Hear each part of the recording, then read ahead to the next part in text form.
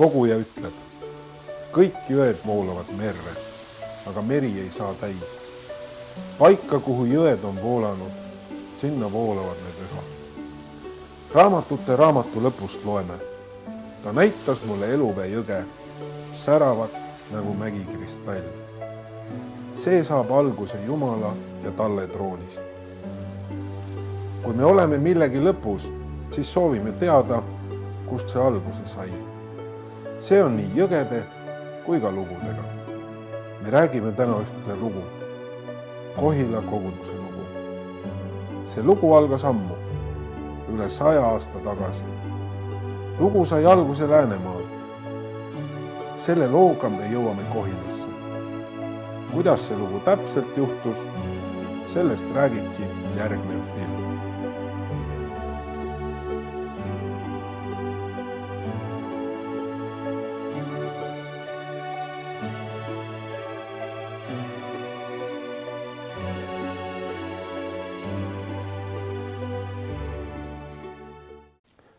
On aasta 1877.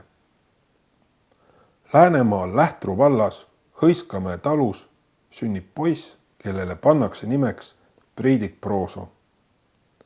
7 aastat hiljem on ta juba koos isa ja ema ning vanema õe Tiinaga elama läinud Harjumaale Kurtna küla Kopli tallu, kus talupidamiseks olid paljud soodsamad tingimused, sest põllud pole seal nii kivised. Ja siis juhtub Läänemaal midagi. On 1884. aasta. On talv. August Johansson meenutab. Oli ilus, vaikne kuuvalge õhtu 24. veebruar 1884 uue kalendri järgi. Aga asi oli päeval üle terve linna laiali läinud, sest õhtul, kui linnast välja sõitsime, oli nii suur rong meie järel, mille otsa nähagi ei olnud. Meie jõudsime juba Ungru metsa alla, ikka tuli veel Haapsalust inimesi juurde, küll jala ja voorimeestega. Ehk külm küll 13 kraadi allapoole normi näitas, oli siiski mitmesuguseid inimesi, isegi lapsi juba jõe äärde kogunud. Ristimise haua juurde tulles oli rahvast kui laadal. Ristitavad kogusivad ilusti ristimise haua ümber, kõigil valged riided selgas. Järgmisel päeval saivad veel 15 inimest ristitud. Noor kogudus kasvas, kosus ja lautas ennast igale poole laiale.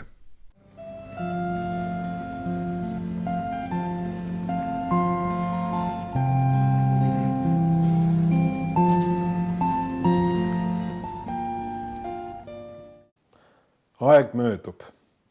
Priidik Prooso abiellub 1889. aastal Anna-Marie Neufeldiga, kes on Kohilast Siimutalust pärit. 6 aastat pärast abiellumist asub Priidik Prooso elama Siimutallu.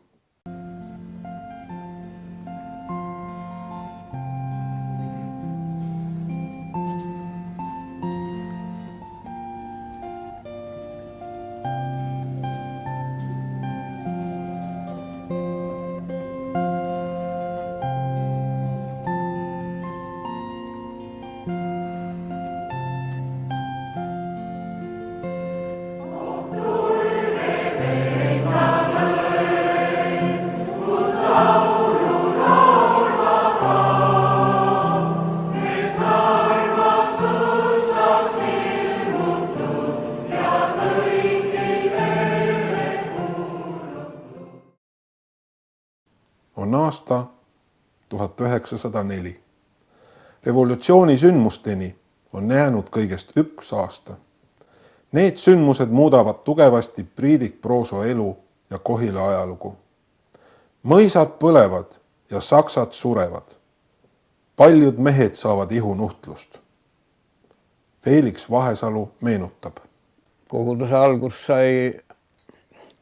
oli 1905. aasta ülestõusust sai nagu algpõhjuse, sest see Siimu papa või nagu teda kutsuti Prooso oli siis noor mees ja tema kuulis, et Kohila vallamajas on need pekstud mehed, kes said 5. aasta revolutsioonis said peksa seal kõvasti. Ja ta läks neid vaatama ja see oli nii tohutu elamuse jättis talle, et ta läks sealt tagasi kapamännikusse ja langes seal põlvil ja hüüdis Jumala poole, et Jumal päästaks need mehed, et nad ei peaks surema seal.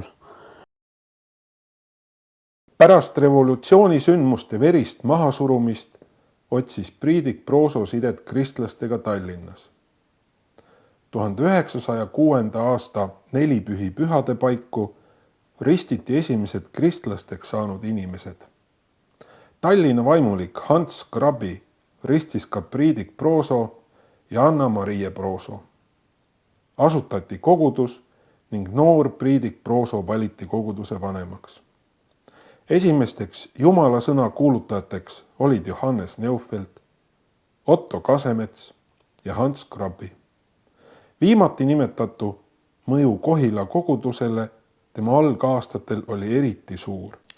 Esimesed kristlasteks saanud olid Kristiina Ruus, Anna-Marie Prooso, Johannes Sarevet, Pauliine Fliis. 1906. aasta lõpuks tõusis kristlaste hulk 21-ni ja seda hoolimata sellest, et tsaari võimud takistasid korduvalt koosolekute pidamist. Koosolekuid peeti siis vabas looduses, metsades ja küünides. Alguses peeti jumalateenistusi Kurtna küla Kopli talus, kuid peagi alustas Priidik Prooso koosolekute pidamisega Kohila lähedal asuvas Siimu talus, mistõttu sai ta rahva seas hüüdnime Siimu Priidik. See nimi sai nii tuntuks, et isegi üle-eestiline ajaleht Vaba Maa kasutas artiklis Kohilasse baptistide kirik seda nime Priidik Prooso nime asemel. 1909. aastal registreeriti kogudus ametlikult iseseisvaks Kohila baptisti koguduseks ning Priidik Prooso kinnitati selle vaimulikuks juhatajaks. 1910. aastal astus kogudus selleaegsesse Eesti Baptistiliitu. Pastor Priidik Prooso oli väga iseseisev inimene ja hea organiseerija. Priidik Prooso koguduse karjaseks olemise ajal oli koguduse elu väga elav. Laul ja muusika olid juba koguduse esimestel aastatel väga tähtsal kohal. Ansamblites laulsid Leida Kant, kes oli ühtlasi ka koorijuht, Matilde Kaldver, Anna-Marie Prooso ja teised. 1920. aastal asutati koguduse juurde pühapäevakool, kus lastele anti esimesed teadmised ristiusu põhitõdedest. Esimesteks pühapäevakooli õpetajateks olid Alma Kallis, Eduard Uudam, Anna-Marie Prooso, Magdalena Rosaali Aabram ja teised. Magdalena Rosaali Aabram meenutab. Sissekanne aastast 1934, 15. märts, pühapäev. Täna oli tunda erilist vaimulikku mõju pühapäevakoolis. Küsimuse peale, kas on keegi oma südame Jeesusele andnud, tõstis ainult üks laps, Valve Laur, oma käe üles. Tänu Jeesusele selle eest, et ükski laps on päästetud.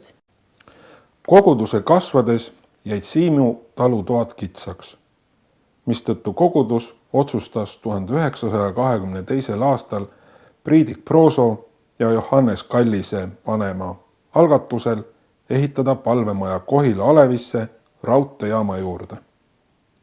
Ehitamist alustati 1923. aasta kevadel nurgakivi panekuga. Kohal olid teiste seas ka Eesti Baptisti jutlustajate seminari juhataja Adam Poodin ning ühe Ameerika Ühendriikide Baptistiliidu juht Dr. Cummings. Kiriku ehitust käisid uudistamas ka mõned ajakirjanikud. Palvele ehitamise töö teostati koguduse liikmete annetustega nii rahas kui ka ehitusmaterjalides ning tööjõus. Valminud baptisti kirik avati 23. detsembril 1923. aastal.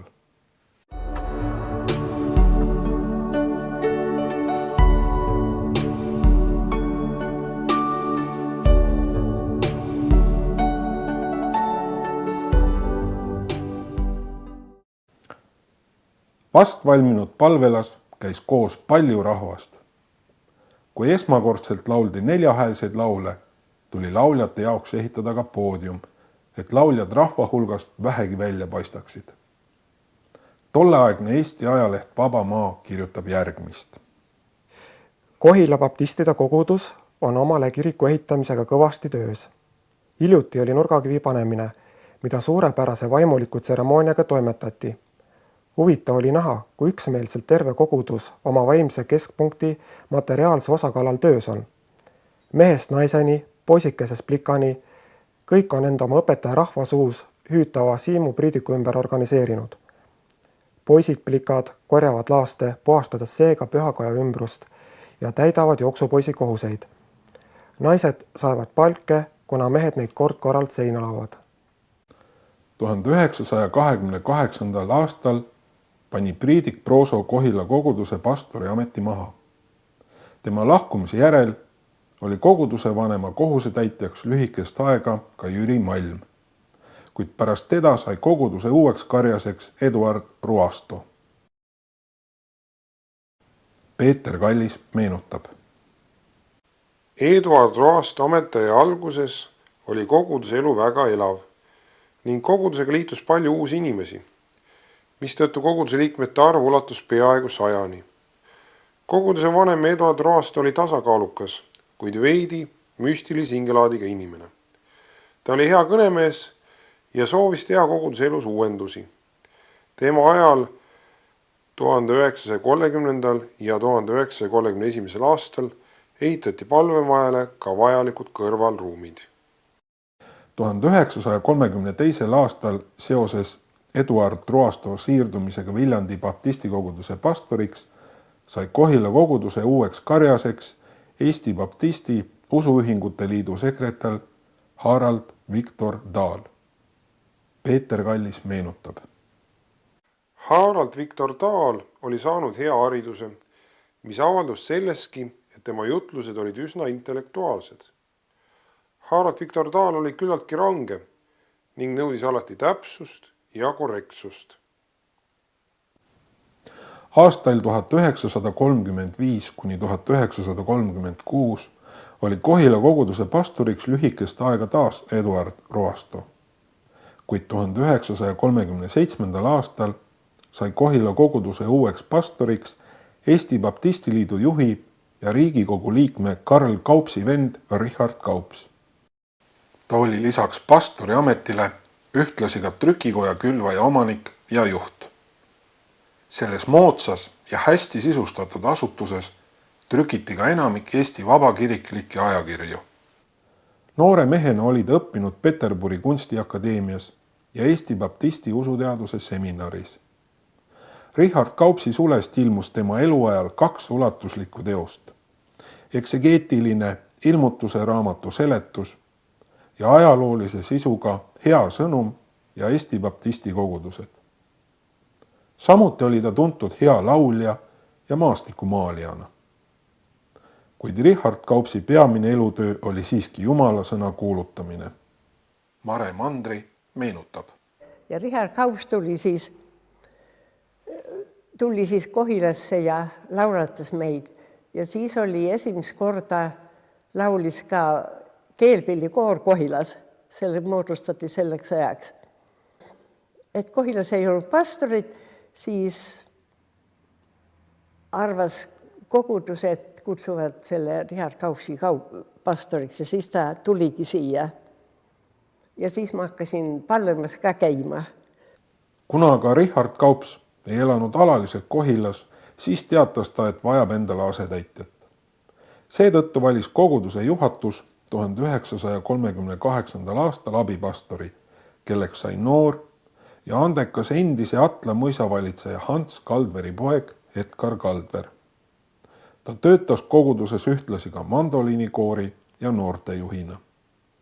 Edgar Kaldver töötas vaheaegadega abipastori kohal kuni aastani 1993.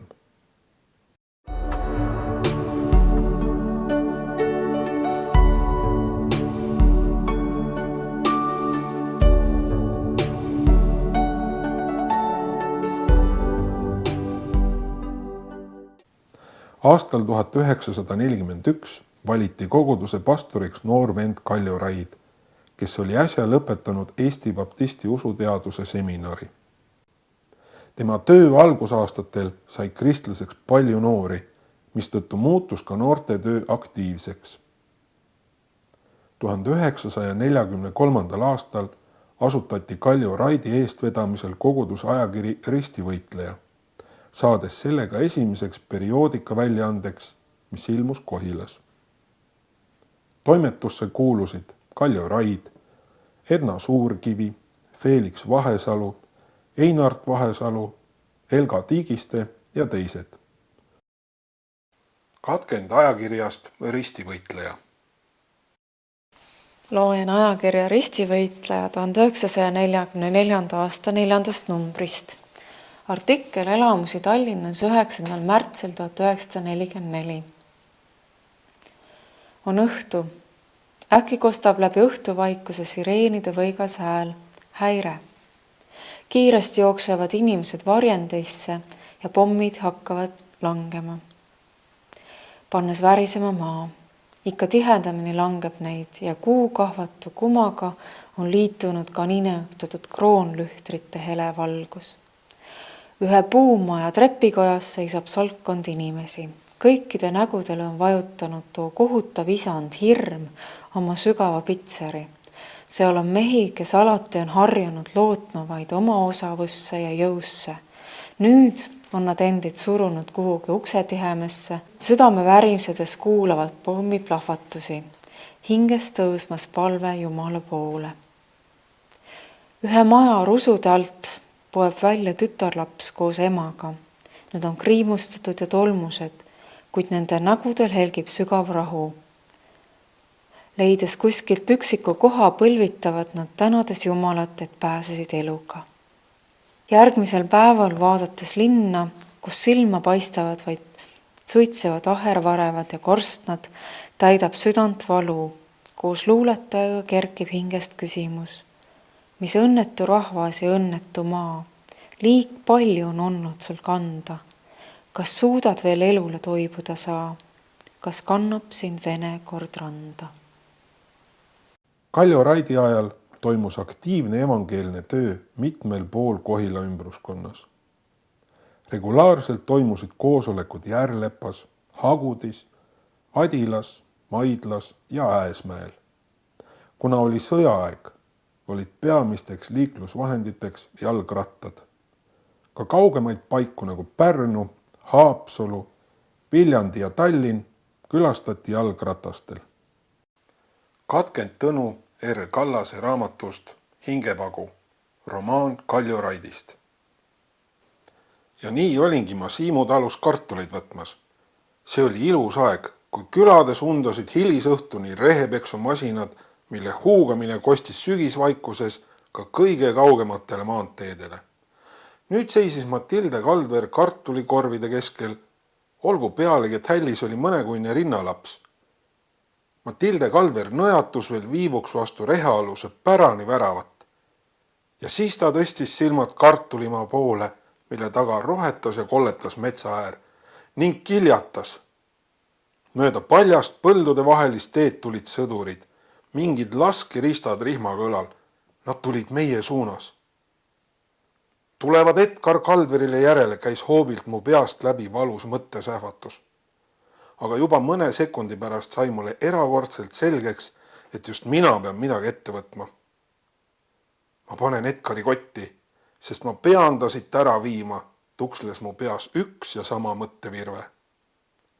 Mõne sekundiga oli Edgar Kaldver kotis ja minul raskevõitu kandam seljas, olgugi et minu koorem oli tema kandjast 20 kilo raskem ja 10 sentimeetrit pikem. Mäletan, et kui olin Edgar Kaldveri turjale hoovanud, tulid palvesõnad iseenesest huultele. Ja kuigi saunani võis olla umbes 30 sammu, võib-olla ka 33, olid need ometi inimlike võimete piirimail. Sauna taga oli päästev mets ja nagu edasine elu näitas, ka Edgar Kaldveri vabaduse lisaaeg.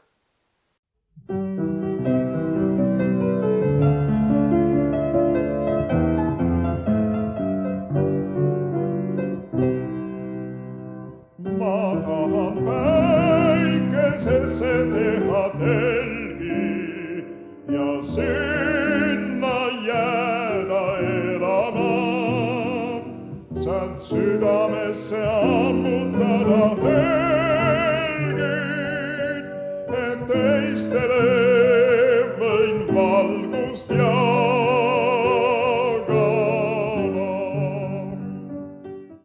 Kaljo Raid oli suurepärane karjane, evangelist ja organisaator. Samuti oli ta hea kõnemees ja laulja.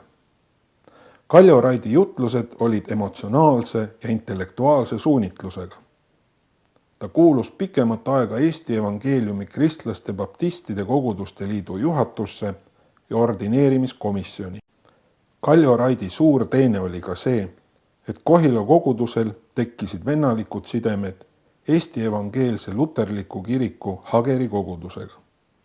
Koos Hageri kiriku õpetajate Albert Soosaare ja Paul Friedrich Saarega viidi Kohila kalmistul koos läbi ühiseid surnuaia pühi. Hageri kirikuõpetaja Paul Friedrich Saar meenutab. Tulin Hageri koguduse õpetajaks. Alguses olid meil kontaktid selleaegse koguduse vanema Kaljo Raidiga. Tema oli minust umbes pool aastat vanem. Ja käisin siis koguduse aastapäevadel külas ja tervitamas. Tema käis meil siin palvemaja aastapäeval septembri 3. pühapäeval. Tõi oma koguduse tervitused ja nõnda meil oli lähedane ja südamlik kontakt. Isegi neil aastail, kui ma teenisin Hagerist, käisin Ida-Karjalas, Petrosavodskis Ingeri Soome kogudust teenimas, oli olukordi, kus oli siin talitusi ja vaja ja siis Kaljo Raid käis Hageri kirikus isegi meie koguduse liikmeid vaatmas. Nii et sellised sidemed ja suhted on olnud ja samuti oli ka Hageri kalmistul peetaval surnuaia pühadel oli ühendkoor Kohila kogudusest ja Hageri kogudusest. Ja meie pasunakoor käis jälle Kohila surnuaia pühal, mida Kohila kogudus korraldas. Pärast see oli minu teada, kui jäi pensionil Kaljo Raid ja läks ta Tartu, ma käisin teda isegi seal külastamas.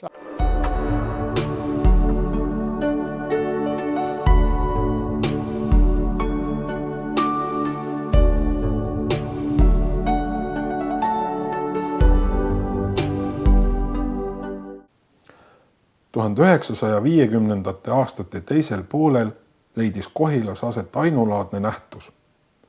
Kohila alevi piirkonnas võis raadiost kuulda kohaliku baptisti koguduse jumalateenistuse ülekandeid.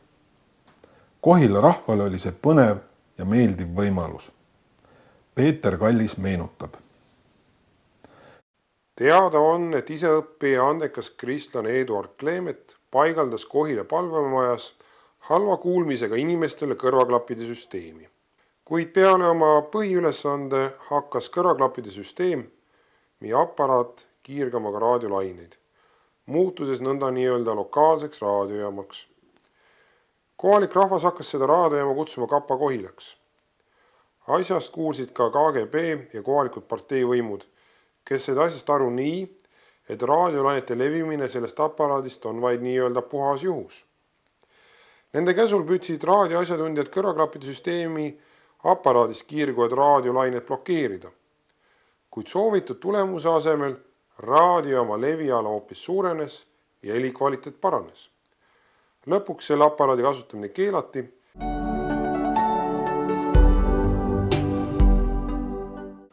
KGB-le ja kohalikele parteivõimudele aga Kaljoraidi populaarsus ei meeldinud. Tolleaegne ajaleht Ühistöö kirjutab. Kohila baptistide presbüüter Raid on usukaaslaste hulgas tunnustatud hingekarjane ja piisab tõepoolest ainult ühe tema ütluse kuulamisest, et paljastada religiooni vaenulikkust kommunismi ideede teadusele ja progressile. Muidugi oleks naiivne loota baptisti jutlustaja suust kinnitust ajaloolise materialismi tõdedele, rahvahulkade otsustavast mõjust ajaloratta pöörlemisele ja kommunismi paratamatust võidust. Raidile on müstika vajalik, et tulla lagedale uue dialektilise järeldusega. Midagi ei ole püsivat siin maailmas, kus kõik on kõikuv ja kaduv rajatud liivale. Ainult see, mis on rajatud Jumalale, jääb vankumatult püsima nagu kalju.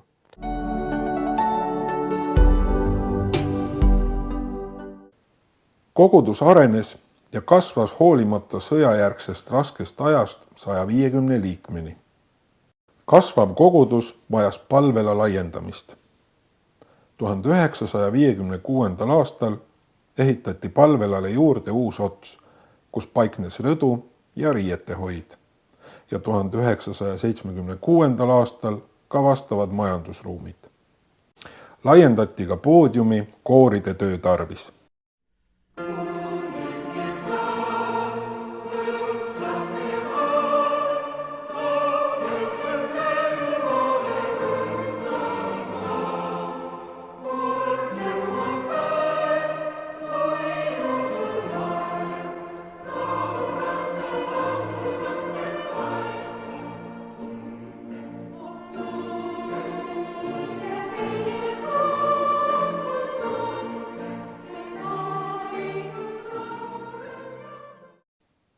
Pastor Kaljo Raidi ajal oli koguduses väga aktiivne muusikaelu. Töötasid sega, mees, nais, pasuna ja mandolinikoor. Koorijuhtidena töötasid Ruben Reinvald, Viljo Liik, Mati Kook, Ants Soode, Marika Kahar, Merike Lokuta ja Kaia Väljamäe. Peale nende töötas Kohila koguduses koorijuhina ka rohkem heliloojana tuntud Marje Sink, Tunne Kelami ja Kuldar Singi ema. Koguduse segakoor esitas üsna nõudlikke helitöid. Händeli oratoorium Messias, Haydni Loomine, Leppnurme lunastus Kristuses, Kappeli Kui kaua veel ja muud.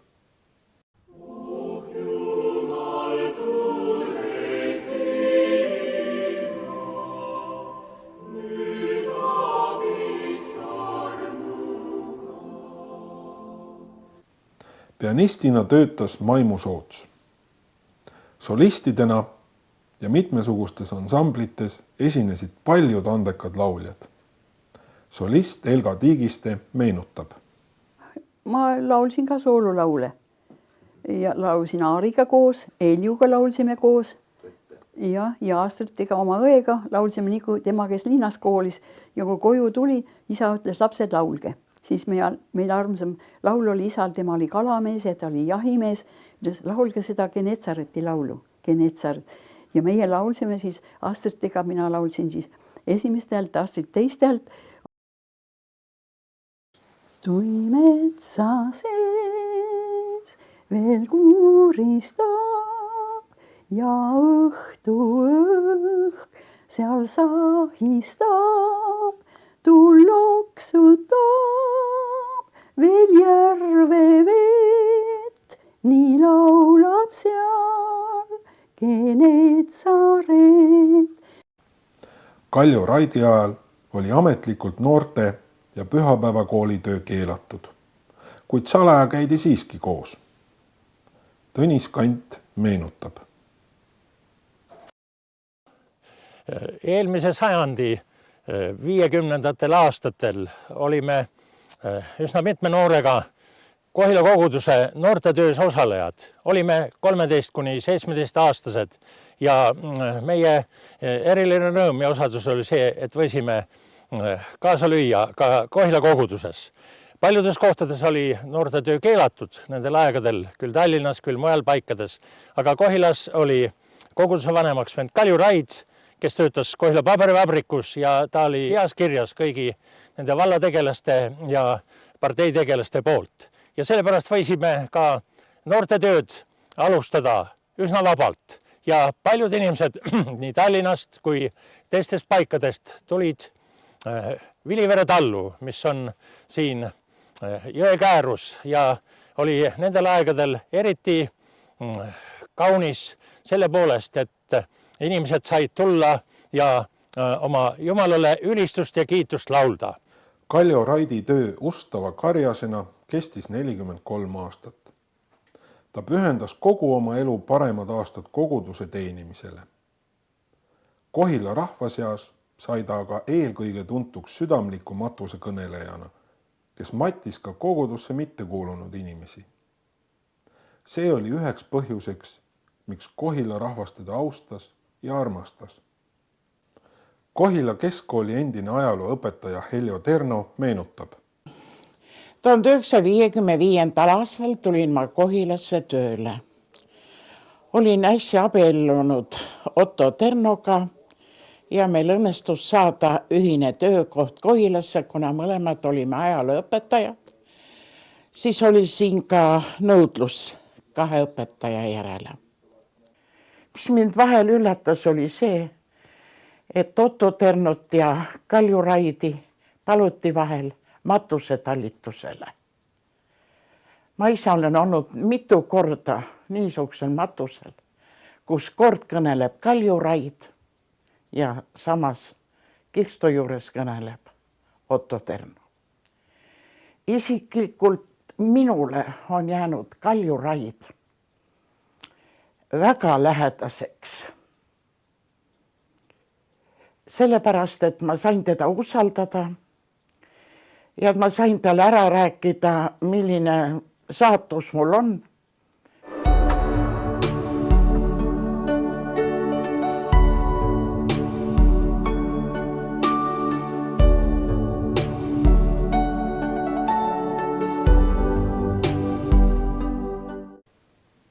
...1984. aastal sai koguduse uueks pastoriks Viljandi koguduse kauaaegse pastori Allar Puupoeg Helari Puu.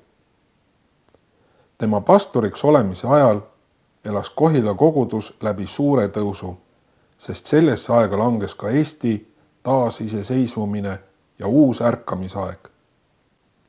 Helari Puu meenutab.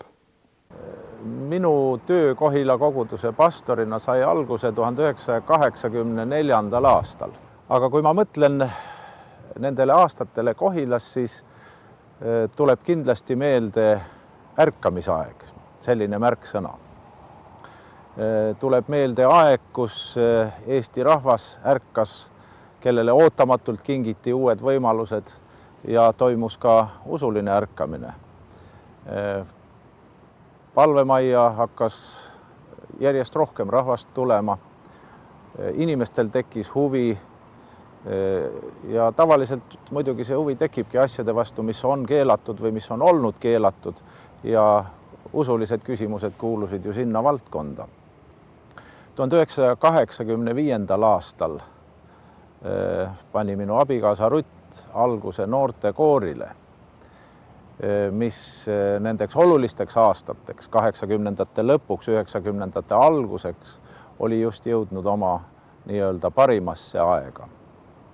Ja kui ma ei eksi, siis meil tipphetkedel oli kuni 50 lauljat. Kui ma seisan taevas, korda trooni ees, siis võin näha päästjat ennast valges valgesse. Helari Puu ajal jätkas noortejuhina Sulev Liht, kes oli alustanud noortetööga juba Kaljo Raidi ajal. 1989. aastal taas elustati pühapäevakooli töö Helle Lihti juhtimisel. Paari aastaga 10-kordistus pühapäevakoolis osalevate laste arv ulatudes 200-ni. Suviti hakati korraldama väga populaarseid lastelaagreid Nõval. Kõrge kunstilise taseme saavutasid Mare Kanti lavastatud näidendid. Nende ürituste kaudu, mida koguduse noored, sealhulgas siis laulukoor ka korraldas, leidsime kontakti ja ma arvan päris head kontakti Alevi rahvaga ja Alevi noortega. Kogudus Kohilas on olnud ikkagi alati suhteliselt suur kogudus. Ärkamise ajad liitsid sellele olemasolevale perele veel juurde hulgaliselt uusi inimesi. Inimesed avastasid, et nad vajavad oma elus alust, millele toetuda ja piibli Jumal Jeesuses Kristuses pakkus vastuseid ja lahendusi. Kui mina olin oma noores teismelise eas, siis elu nii-öelda need olulised ja suured küsimused olid ka minu ees, et kuidas olla ja kuidas elada ja kuidas oma elu mõtestada. Ja minule said väga oluliseks need mu isa perekonna väärtused.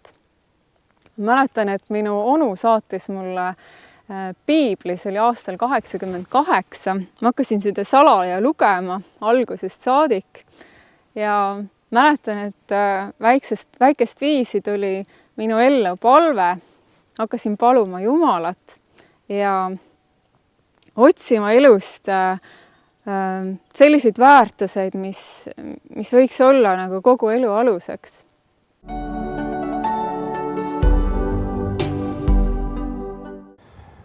Uute aegade saabumine tõi kogudusele hulgaliselt kontakte mitte ainult kodumaal, vaid tekkisid ka nõnda nimetatud sõpruskogudused välismaal. Nende suhete üks tulemus oli tegelikult see, et siis, kui olid rasked aastad 91. 92. aastal, siis meie koguduse kaudu võisime jagada ikkagi tonnide viisi toiduabi nendele peredele Kohilas, kes seda vajasid. –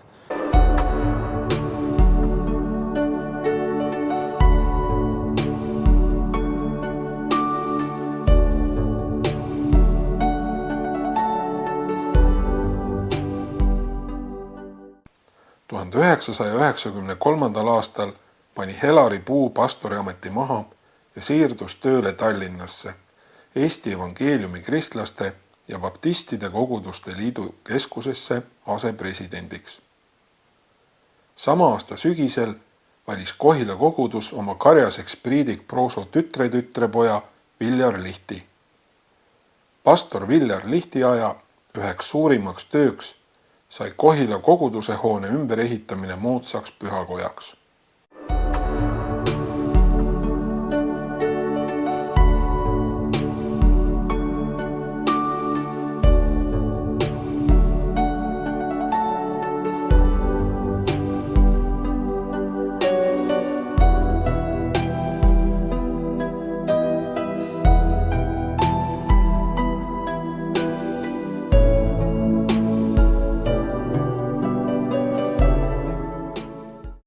Kohila kogudust võib iseloomustada ühe sõnaga ja see on üks suur perekond. Perekond, kuhu praegu kuulub üle 170 liikme, lisaks veel pühapäevakool ja koguduse lapsed ja sõbrad. Me oleme sõnastanud Kohila kogudusega oma olemise lause, et üheskoos austada Jumalat ja jagada välja tema armastust. Selles on ka need risti kaks erinevat mõõdet. Ühendus Jumalaga ja ühendus oma kaasinimestega. 90. aastate keskpaiga muusikatöö omapäraseks väljundiks sai koguduse gospelkoor.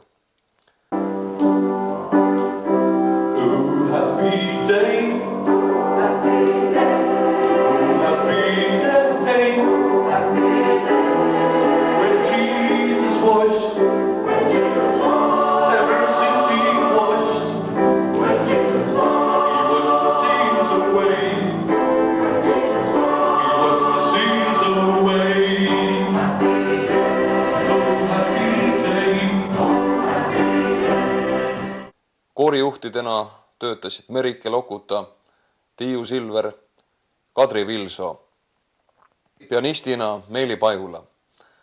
Koguduses moodustati mitmeid erinevaid ansambleid ja muusikakollektiive nagu Kandlekeeled ja Uue lauliku ansambel. Kristlikes ringkondades saavutas üle-eestilise tuntuse ansambel Double V, mille eestvedajaks oli Hannes Nõlvak. Hiljem sai see ansambel nimeks lihtsalt Hannes ja Ko. Koguduses on ka väga aktiivne noortetöö ja lastetöö või pühapäevakoolitöö. Ka praegusel ajal käib koguduses noorteõhtutel väga palju noori, kes ei ole otseselt olnud seotud meie kogudusega, aga kelle kodupaik on Kohila. Pühapäevakooli juhtidena on töötanud Kadri Vilsoo, Pille Havakats ja Kärt Kask. Noortejuhtidena on töötanud Tanel Lokuta, Argo Luik, Joel Võsu. Igal suvel me läheme koguduse laagrisse, kus terved perekonnad saavad olla koos ja nautida puhkust, nautida kaunist loodust. Ja laagris on igal aastal meil ka ristimistalitus, kus inimesed saavad minna läbi ristimise veest ja anda oma hea südametunnistuse tõotus oma kaasinimeste ja Jumala ees. Joosep, kas sa usud, et Jeesus Kristus on sinu isiklik päästja ja õnnistegija? Jah. Selle sinu usutunnistuse ja meie Issanda Jeesuse Kristuse käsul ristin mina sind Isa ja Poja ja Püha Vaimu nimesse. Aamen.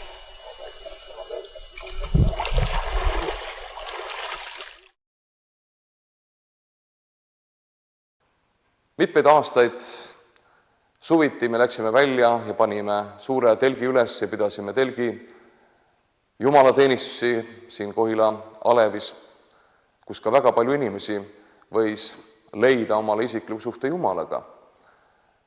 Oleme läinud välja ka missionit tegema, vanglamissionit, mustlasmissionit. Ja see on see, mida Jeesus on käskinud teha, kui ta on öelnud, minge ja kuulutage evangeeliumit kogu loodule.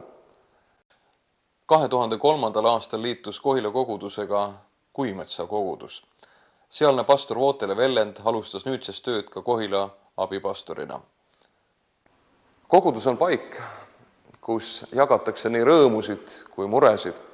See on paik, kus noored inimesed, kui nad on leidnud teineteise, tulevad oma abielu alguses siia altarile, et üheskoos paluda õnnistust nende eelseisvale abielule. Aga see on ka paik, kus inimesed tulevad oma leinaga, kui lähedane on lahkunud. See on paik, kus lapsevanemad toovad oma väikesi lapsi, nii nagu Jeesus seda õpetas ka oma jüngritele. Ja me õnnistame neid väikesi lapsi. See on nii sümboolne, et see kirik ehitati sellise tänava või tee äärde, mis kannab praeguseks nimeks Vabaduse tänav. Ja siit Kohilast läheb see Vabadustänav läbi ja jõuab Hagerisse. Läheb siit meie väikese kiriku juurest ja jõuab suure kiriku juurde välja. Ja see on koht ja see on tee ja paik, kus inimesed on leidnud omale vabaduse oma südames, vabaduse oma hinges, selle vabaduse, mida Jumal saab inimesele anda.